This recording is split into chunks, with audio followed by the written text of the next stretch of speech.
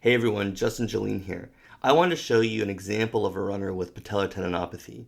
And we went over this subject in a recent running specialist report, and I want to give you an idea of exactly how we treat this runner. So, on her running gait analysis, you can see that she has a significant amount of vertical oscillation, bouncing and bounding while she runs. You can also see that she has forefoot strike at initial contact and a limited amount of terminal hip extension. Lastly, she has elements of overstriding as well. So with this runner's presentation, you can see all these things are going to increase the stress and pressure to the patellar tendon. Now, primarily, the vertical oscillation and overstriding will increase impact forces. But it's also important to note that the forefoot strike is going to cause more pressure to the anterior knee, and the limited hip extension is oftentimes going to increase vertical oscillation and increase overstriding as well. So we gave this patient some gait retraining as well to do.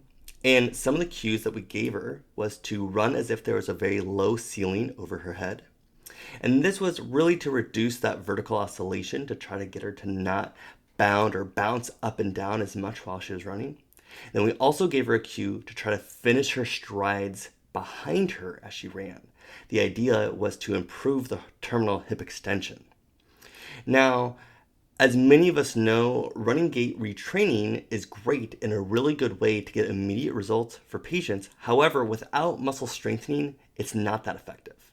So we gave this patient a series of muscle strengthening exercises to do as well. Now, in the recent running specialist report, we have found that the latest research supports using progressive tendon loading for patellar tendinopathy. Now, the goal of progressive tendon loading is to give harder and harder exercises that are going to gradually place increased levels of stress and load on the patellar tendon. Now, this causes the tendon to be more tolerant to activities that are going to stress the patellar tendon, such as running, squatting, and jumping. So we gave her a lot of progressive tendon loading, and I want to show you exactly what progressive tendon loading exercises we gave her.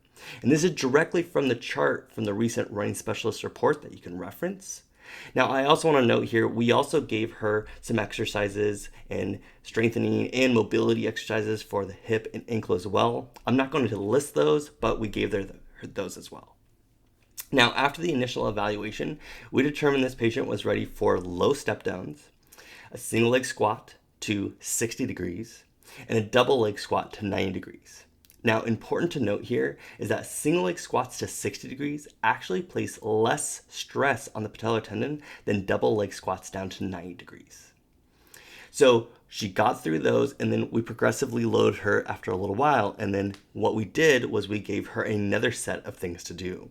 And again, you can see as it's the loading index on the patellar tendon, these would make sense that this is our next level to give this patient.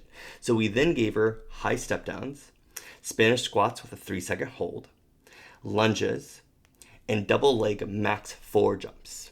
Another important thing to note here is that the new research has found that plyometrics generally don't put as high a level of load on the patellar tendon. We can see there's other things that place a higher load, like a single leg decline squat. So jumping actually should be initiated somewhat at this intermediate stage with patellar tendinopathy because it doesn't place that high of a load on the patellar tendon. It's not going to inflame it that much. So for our next progression of exercises, we gave her single leg full squats, so down to 90 or even deeper as we progress those at times. We also gave her a run stop drill as well, and then single leg drop vertical hops.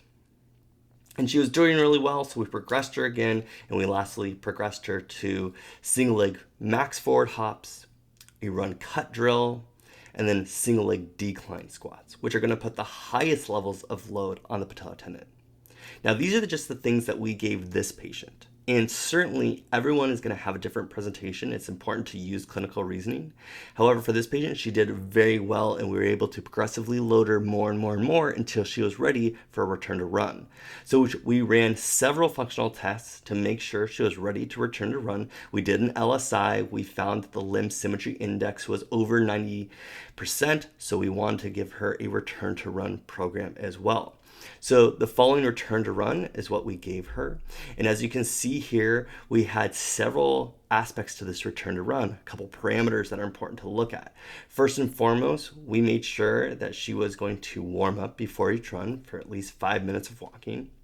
We also wanted her to perform each of the runs at a light pace, and she was able to talk comfortably.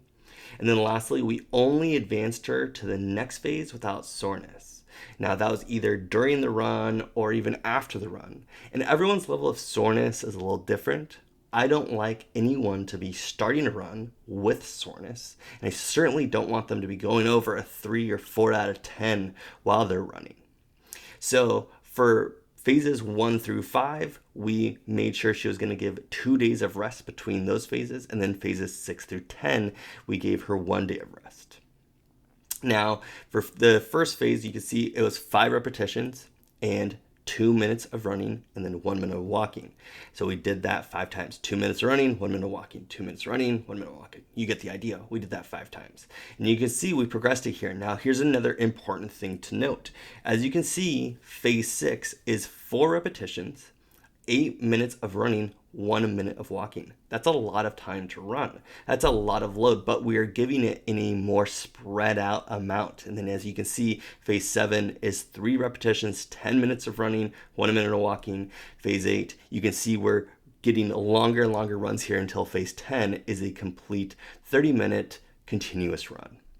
And she was very, very effective with this. She was able to run. She was able to get back to doing everything she was before. This had been something that bothered her for quite some time, and so she did really well.